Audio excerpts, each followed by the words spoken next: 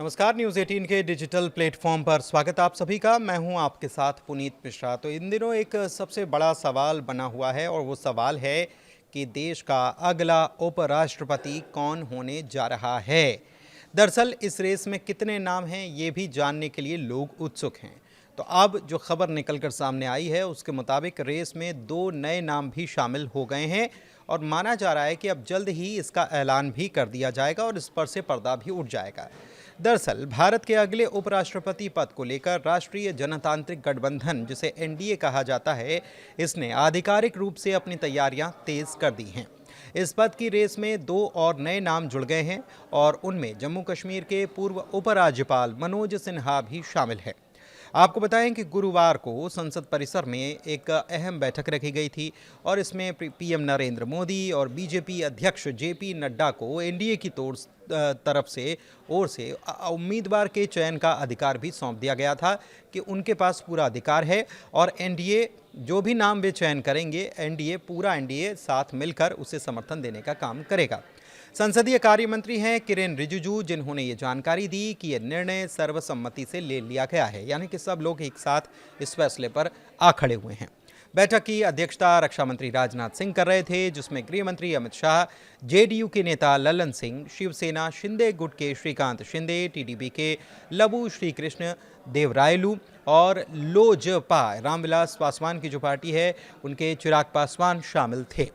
उपराष्ट्रपति जगदीप धनखड़ जो थे, उन्होंने 21 जुलाई को अपने स्वास्थ्य कारणों का हवाला दिया और अपने पद से अचानक से इस्तीफा दे दिया था।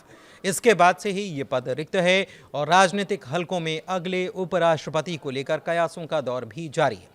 कई नामों की चर्चा भी चल पड़ी है कि ये हो सकते हैं, वो हो सकते हैं, या इनके नाम पर चर्चा हो रही है। लेकिन भाजपा ने पिछली बार भी धनखड़ के नाम की घोषणा कर लोगों को चौंकाया था, तो माना यह जा रहा है कि हो सकता है कि कोई चौंकाने वाला नाम एनडीए की तरफ से सामने आ सकता है। लेकिन ऐसे चौंकाने वाले नामों में से कौन कौन से नाम हैं, एनडीए के संभावित चेहरे कौन कौन से हैं, ये जानना बहुत ज़रूरी है। जो खबरें आ रही हैं उसके मुताबिक मनोज सिन्हा का नाम है, जैसा कि हमने आपको पहले भी वीडियो में बताया। जम्मू कश्मीर के उपराज्यपाल मनोज सिन्हा की बीजेपी के वरिष्ठ नेता और पूर्व रेल राज्य मंत्री भी वो रहे हुए हैं। उन्होंने हाल ही में अपना 5 वर्षीय कार्यकाल भी पूरा किया और अनुच्छेद 370 हटाने के बाद क्षेत्र में स्थिरता लाने का श्रेय उन्हें दिया जाता है। हालांकि उनके कार्यकाल का अंत 22 अप्रैल को पहलगाम में हुए आतंकी हमले की छाया में हुआ, जिसमें 26 लोगों की जान गई।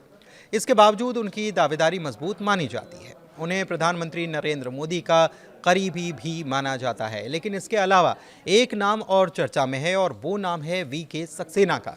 अब वीके सक्सेना कौन है? दिल्ली के उपराज्यपाल वीके सक्सेना का नाम भी उपराष्ट्रपति पद की रेस में शामिल है।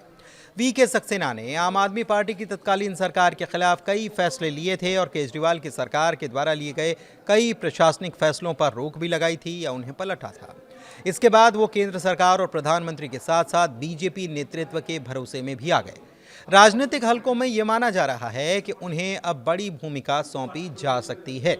लेकिन एक नाम और इस बीच चर्चा में है और तीसरा नाम जो है वो बहुत चौंकाने वाला नाम है। हरिवंश नारायण सिंह ये तीसरा नाम है। राज्यसभा के उपसभापति हैं हरिवंश, और जो कि जदयू से आते हैं। उन्हें भी एक विश्वसनीय और अनुभवी चेहरा माना जाता है।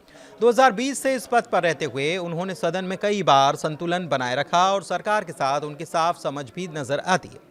उन्होंने इस बीच प्रधानमंत्री नरेंद्र मोदी और अमित शाह का भरोसा जीता। राजनीतिक विश्लेषकों का यह भी मानना है कि एनडीए इस बार राजनीतिक संतुलन, सामाजिक प्रतिनिधित्व और अनुभव को ध्यान में रखते हुए उम्मीदवार चुनेगी। सबकी निगाहें इस पर हैं कि प्रधानमंत्री मोदी किस नाम पर मुहर लगाते हैं।